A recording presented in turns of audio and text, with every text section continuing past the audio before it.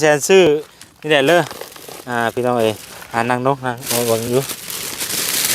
มองให้เพิ่นอยู่ทางนี่แหละพี่น้องเอ้ยเข้าไปในพุ่นอย่ายุ่งสิหามกับป้าเนาะ จะน้อยให้ยุ่งบ่กินบ่กินอยู่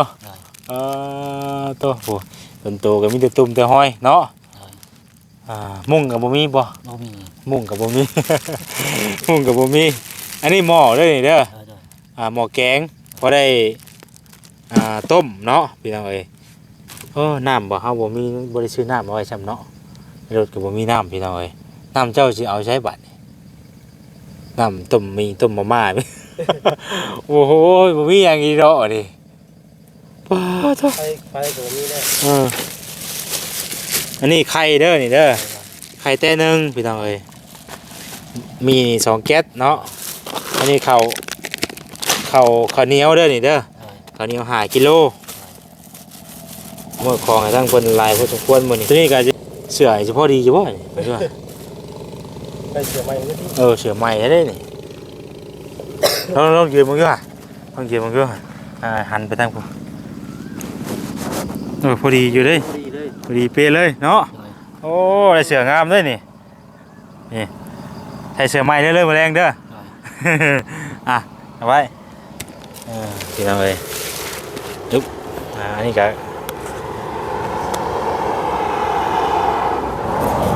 สิพอดีอยู่หรอกเนาะบ่คือสิบ่ได้เปลี่ยนหรอกได้ส่งใหม่อีกอันนี้ เบอร์28พี่น้องเอ้ยเนาะเพราะว่าเห็นในคลิปเพิ่นก็ยังว่าบ่ได้ผู้อ้วนปานใดนะว่าซั่นนะจะเจาะนี่ก่อนเด้อเจาะแล้วก็คันคือว่ามันใส่ตัวนี้มันหัดแล้วก็เฮาใช้ตัวนี้ใส่ตะกระดุมนี่ก็ได้มันก็สิกว้างเพิ่มกันอีกพี่น้องเอ้ยเนาะเป็นกางเกงงามๆเลยซื้อมาให้มื้อนี้เด้อเจ้าอาบน้ำอยู่ไสนี่อาบน้ำหนองฮะอาบน้ำหนองน้ำหนองเลยน้ำอยู่น้ำกินได้จ้ะโยกน้ำฮะมีน้ำโยกในสวนมีน้ำในสวนกินน้ำบาลานเลยโอ้โดยใส่ถุงไว้นะคือสิพอดีอยู่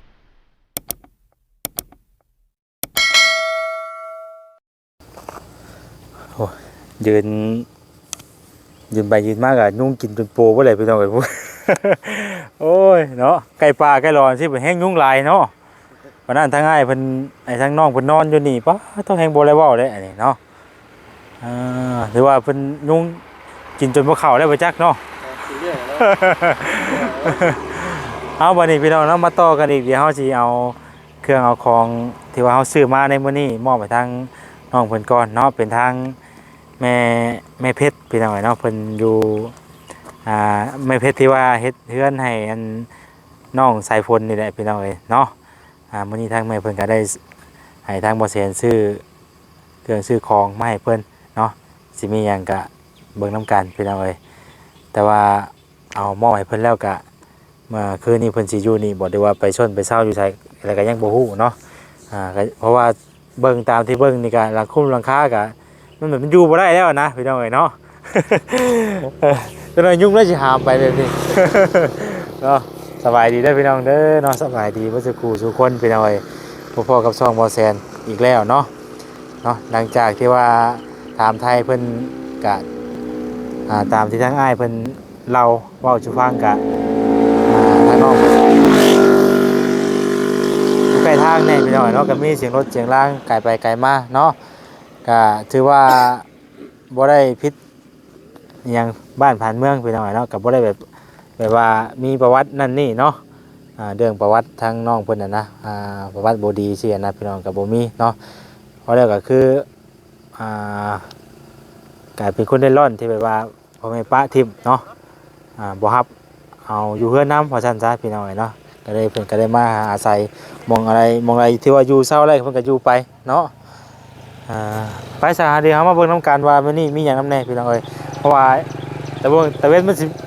สิมืดได้เนี่ยมันต้องกินได้เนาะ เอ้ยพี่น้องเพิ่นก่อนเอาเครื่องให้เพิ่นก่อน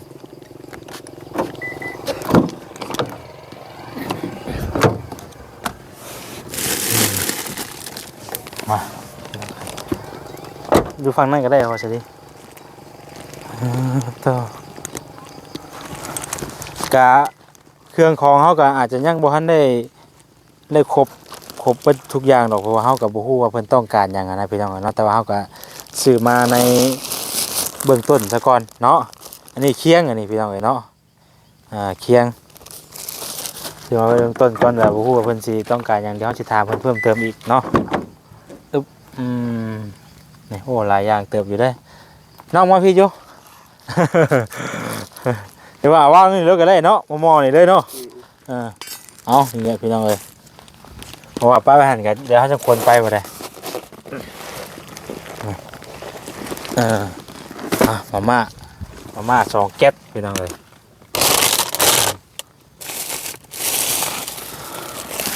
ไข่กันนี่ก็ข้าวเนาะอันนี้ข้าวมาให้เพิ่นถุงนึงตัวนี้ของแมคเคโพจีตัวนี้เนาะข้าวสารเพิ่นซื้อไว้ให้ติดรถไว้นะเอาแล้วก็มีหม้อพี่น้องเอ้ยเครื่องใช้ของเพื่อนโคซานนี่เจ้ายังขาดหยังไงสบายดีเพิ่นก่อนอยู่โดย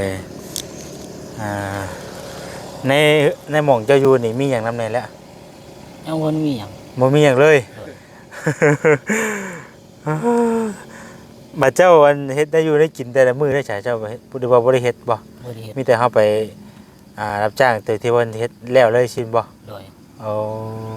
เฮ็ดเองเป็นอยู่บ่เฮ็ดได้อยู่ได้กินเป็นบ่เป็นอยู่เฮ็ดเป็นเนาะถ้าว่ามีหม้อมีเครื่องอยู่เครื่องครัวแล้วก็มีหม้อนึ่งหม้อแกงมีหวดมีหยังมีถ้วยมีชามสินะ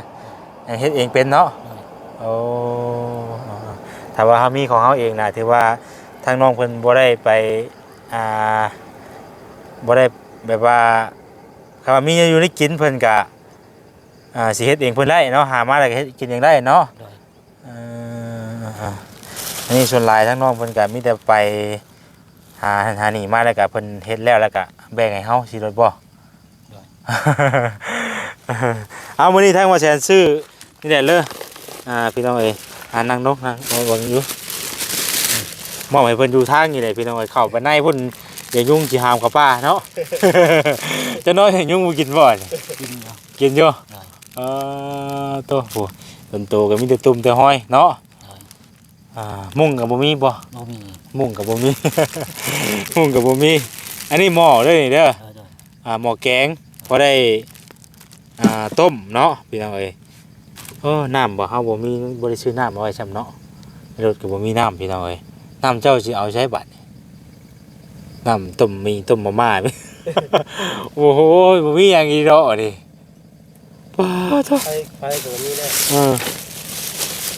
อันนี้ไข่เด้อนี่เด้อไข่แต่นึงพี่น้องเอ้ยมี2 แก๊สเนาะอันนี้ข้าวเหนียวเด้อนี่เด้อข้าวเหนียว5 กิโลตัวนี้ก็จะเป็นชุดเครื่องครัวพี่น้องเนาะนี่เครื่องอยู่เครื่องครัวหรือว่าครบหมดเลยแหละเด้อมีใส่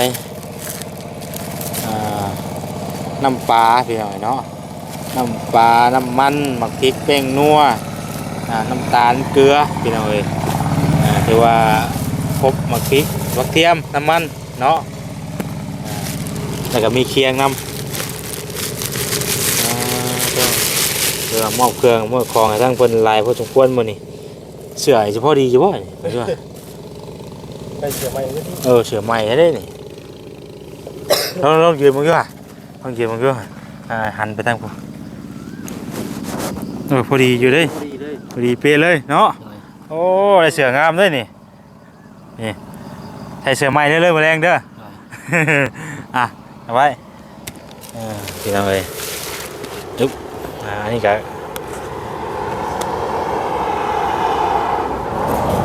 จะพอดีอยู่หรอกเนาะก็คือจะพอได้เปลี่ยนหรอกส่งใหม่อีกอันนี้ เบอร์28พี่น้องเนาะเพราะว่าเห็นในคลิปเพิ่นก็ยังว่าบ่ได้ผู้อ้วนปานใดนะว่าซั่นนะแต่จอนี่ก่อนเด้อจออะไรก็คันคือว่ามันใส่ตัวนี้มันหัดแล้วก็เฮาใช้ตัวนี้ใส่ตะกระดุมนี่ก็ได้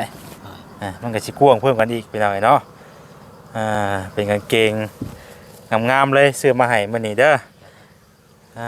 เจ้าอาบน้ำอาบในอยู่ไสนี่ อาบน้ำหนอง ฮะ อาบน้ำหนอง อาบน้ำหนองเลย โดย น้ำอยู่น้ำกินได้จ้ะ โยกน้ ฮะ ำมีน้ำโยกในสวน เอามีน้ำในสวน โดย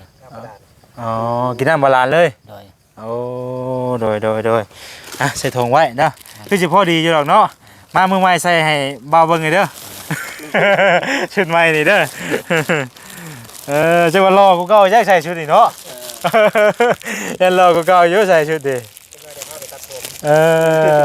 ตาสิตาจะบ่ผมครับว่าตัดหรือว่าในใดต้องถามเพิ่นก่อนได้เนาะบางทีเพิ่นบ่อยากตัดที่ก็มีอะนะบางคนก็อันนี้เว่าขออนุญาตน้ำตัดแต่ก็มันอีหยังก็จะต้องถามเพิ่นก่อนเนาะเคยตัดบ่ เคยตัดอยู่ เคยตัดแบบทรงปกตินี่นะ โดย อันนี้ไว้จักปีแล้วนี่ฮอดปีบ่ ปีปลาย ปีปลายแล้ว โดย เขาว่าตัดนี่ตัดบ่ ทำใจ ไม่อยากตัดปานไหน บ่อยากตัดปานใดบ่เป็นหยังบ่เฮาบ่อยากตัดกะขอแต่ว่าเฮาสระผมอาบน้ำให้มันสะอาดมันก็บ่เป็นหยังพี่น้องเอ้ยเนาะเรื่องผมยาวอะนะก็บ่ว่ากันมันแล้วแต่สไตล์ของไผของมันเนาะคือบ่แซ่นได้ถามว่าตัดบ่นี่ห่วยขึ้นยากคือกันได้ตัวนี้ก็ คันเราถามคืนนี่เนาะสิว่าเอ้าเจ้าสิตัดบ่ซะ โอ้ยอีกแล้วเนาะ อันนี้บ่ว่ากันนี่พี่น้องเนาะมันก็บ่ได้ว่าอิหยังดอกเนาะไม่เปิดว่าจะดีตกใจเบิดเนาะมาเอาเครื่องทางนี่เราไม่เปิดแล้วว่าติ เอาถือว่าได้เครื่องลายพอสมควรมื้อนี้เนาะเบิ่งให้เพิ่นเราสิเอาไว้ใช้ได้บัดนี้ฮะว่านี่บ่บ่แรงอยู่เนาะใช้บ่แรงนี่ เรื่องนอนนี่ นอนนี่เลย โอ้ยมุ่งกับบ่มีบาดนี่เปียวเอ้ยตู้ไฟเด้อสุมไฟขึ้นมันจังนั่นโอ้เป็นบริญาตจังเนาะ บ่อยาก มีแต่คนน่ะสิญาติเฮาเนาะ มาหยอกเด้อ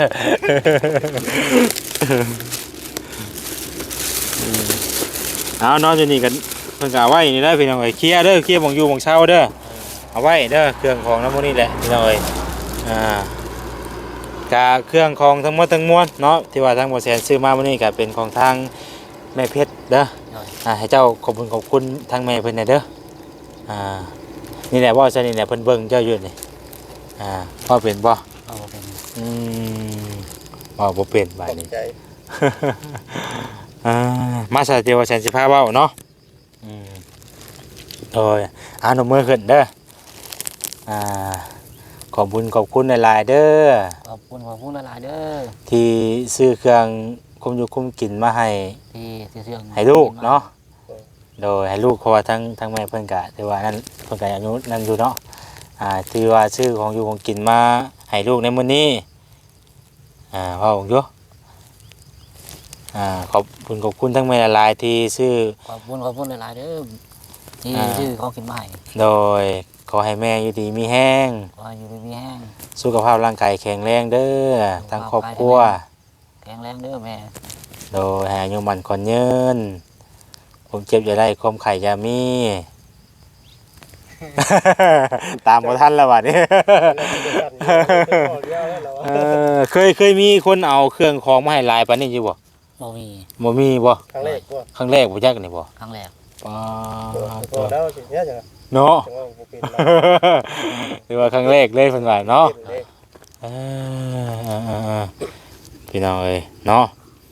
เอากะเบิ่งไปน้ำกันนั่นแหละพี่น้องเอ้ยเนาะแต่ว่าเรื่องหมองอยู่หมองเศร้าเพิ่นนี่กะจักสิเฮ็ดจังใดแล้วพี่น้องเพราะว่าสมมุติว่าเฮาสิมาซ่อมแซมอยู่นี่ว่ามันเป็นที่เพิ่นเนาะเฮาก็มีแต่ว่าขอบคุณทั้งแม่เพิ่นหลายๆเนาะที่ว่ามอบหมายที่ว่าซื้อเครื่องซื้อของมาให้ในมื้อนี้ให้ทางไอ้สิงพอได้อยู่ได้กินบรรเทาทุกข์ไปก่อนเนาะ โดย กะสู้ๆและกะสิมาเยี่ยมเรื่อยอยู่บัดนี้เนาะกะสมมุติว่าใช้คำมานี่บ่เห็นเจ้าอยู่นี่เจ้าอยู่ไสบัดนี้บอกจุดไปก่อน โรงงาน อยู่โรงงานนี่เลยเห็นบ่ โดย ส่วนใหญ่เจ้าสิไปเฮ็ดเวียกอยู่นี่เห็นบ่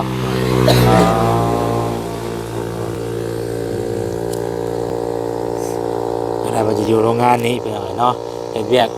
กินข้าวกินน้ำอยู่หั่น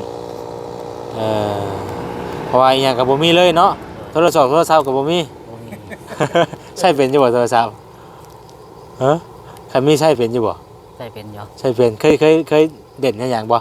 เคยอยู่ อ่านหนังสือเป็นบ่ อ่านซื้อบ่เป็น อ่านหนังสือบ่เป็นแต่ว่าเล่นได้เนาะ โดย บัดนี้เครื่องนี่ก็เครื่องคุมอยู่คุมกินหรือว่าเครื่องกรอกเครื่องครัวนี่ก็ยังบ่ทันได้ครบเลยพี่น้อยเนาะเพราะว่าเฮาก็ยังบ่ฮู้เด้ว่าเพิ่นสิต้องการหยังนะคือสมมุติว่าลักๆตอนนี้นี่สมมุติว่าผู้ใหญ่เพิ่นเบิ่งอยู่ตอนนี้เพิ่นอยากซอยเจ้านี่เจ้าสิให้เพิ่นช่วยหยังก็เจ้าก่อน ตอบก็คือ บ่ฮู้เลย บ่ฮู้ เอาหลักๆนี่นะเจ้าที่เจ้าขาดแคลนหรือว่าลำบากเรื่องหยังแค่ตอนนี้ต้องการเรื่องหยังก่อน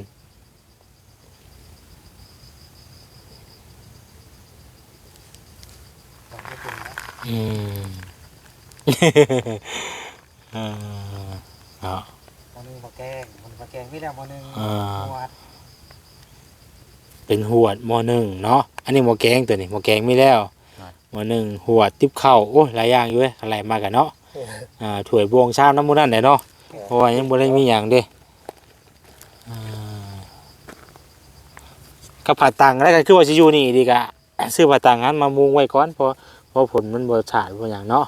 ก็ใครกูกันอยู่กันชัวาอยู่ไปก่อนเจียนะชัวามีทางผู้ใหญ่เพิ่นอยากซื้อดินซื้อร้อนให้กะเฮาก็จังว่ากันตัวนี้นะสมมุติว่าบุญวาสนาทาง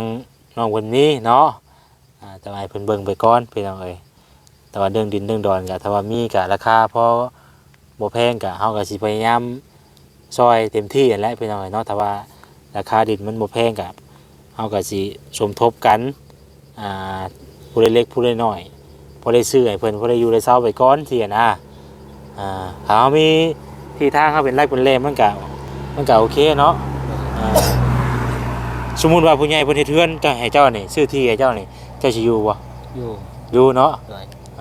บ่ไปใช้แล้วไว้เนาะ แฮงอยู่เลยเนาะ โดยเอาใส่กันจังซั่นน่ะเด้อ ก็เดี๋ยวจังใดก็เฮาติดตามเบิ่งในคลิปต่อไปพี่น้องเนาะว่าสิเป็นจังไดสิซอยหยังเพิ่นได้นำแน่คือตอนนี้เฮาก็ยังซอยหยังเพิ่นหลายบ่ได้เนาะเฮาต้องมาถามไทยถามเรื่องราวของเพิ่นก่อนนะว่าสิเฮ็ดหยังต่อไปก็เบิ่งนํกันพี่น้องเอ้ยเนาะตอนนี้เฮาก็สิพยายามซอยเพิ่นเนาะเท่าที่ซอยไล่นั่นแหละเนาะคือมื้อนี้ก็เฮาก็ได้เอาเครื่องเอาของมามอบให้เพิ่นในเบื้องต้นซะก่อนบ่ได้บรรเทาไปเด้อน้องเด้อพี่น้องเอ้ยเนาะไปซะเฮาก็สิได้เดินทางกลับได้บัดนี้มันค่ำเลยแล้วนี่เนาะไปเอาเครื่องไปไว้เลยปะ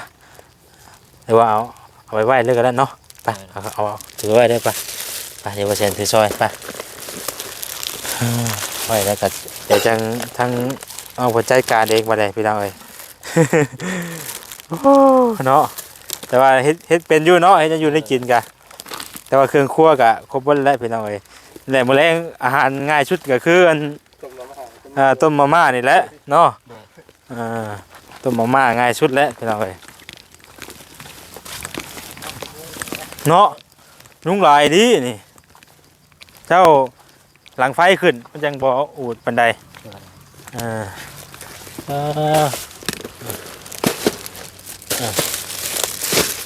โอ้ยนอนอยู่จังใดเด้นี่เนาะนอนอยู่นี่เลยบ่นี่อยู่แจนี่เลยอยู่มอนี่เลยระวังงูเลยโอ้ยเนาะทักเน่ดีดอเนาะมาบ่อยู่พี่น้องเอ้ยเนาะเอาเครื่องเอาของมาให้เพิ่นเนาะมีเสื้อผ้ามีข้าวอยู่ในกินนั่นแหละไปก่อนมีไข่น้ำพี่น้องเอ้ยต้มพอได้มันเท่าไปวันนี้มีข้าวกับมุ้ยนิดนึงอีกบาทนี่เนาะต้มอย่างเดียวแหละ ต้มอย่างเดียวเลยพี่น้องเอ้ยมาออกมานอกพี่ได้ก็ได้เฮาอยู่นี่มันยุ่งลายเนาะ ไปใส่ได้เด้อขอบใจหลายๆเด้อโดยที่พามาพี่น้อยเนาะกะเรื่องราวของทั้งน้องเพิ่นนี่กะทั้งอ้ายเพิ่นก็ถือว่าเพราะว่าเป็นคนในหมู่บ้านเดียวกันเนาะเขาจะว่าอะไรกันเนาะก็สิฮู้เรื่องประวัติทางเราพอสมควรเติบอยู่พี่น้อยเนาะเพิ่นก็เว้าเล่าสู่ฟังอยู่เมื่อกี้นี่กะว่าการไปการมาเป็นมาในใดเนาะถือว่าสมควรเติบอยู่ ได้เนาะพี่น้องเอ้ยไปใช่เด้อทางเบาสิกลับก่อนเด้อมันค่ำหน่อยเด้อแต่ว่ามีโอกาสก็สิมาเยี่ยมมายามใหม่เด้อเอาอยู่ดีไม่แห้งอยู่สู่เด้อโดยพี่น้องเอ้ยจะได้กลับป้าเพิ่นได้มอบเครื่องมอบของให้เพิ่นเรียบร้อยแล้วเนาะโดยไปพี่น้องเอ้ยเนาะที่ทางบ่แซนสิได้ขอตัวกลับก่อนบัดนี้เนาะก็ขอบคุณทางผู้ใหญ่ใจดีใจบุญทางแม่เพชรเด้อเนาะที่ว่าได้ชดซอยเข้ามาทางอ้ายน้องเนาะน้องสิงห์พี่น้องเอ้ยเนาะก็ขอบคุณในหลายๆเด้อเนาะความเจ็บอย่าได้ความไข้อย่ามีขอให้สุขภาพร่างกายแข็งแรงตลอดปีและตลอดไปเนาะคิดสิ่งใดปรารถนาสิ่งใดก็ขอให้ได้สมพรสมหวังปรารถนาเนาะขอให้ได้ความสุขความเจริญสุขกายสุขใจเนาะสำหรับวันนี้ขอตัวไปก่อนแล้วสบายดี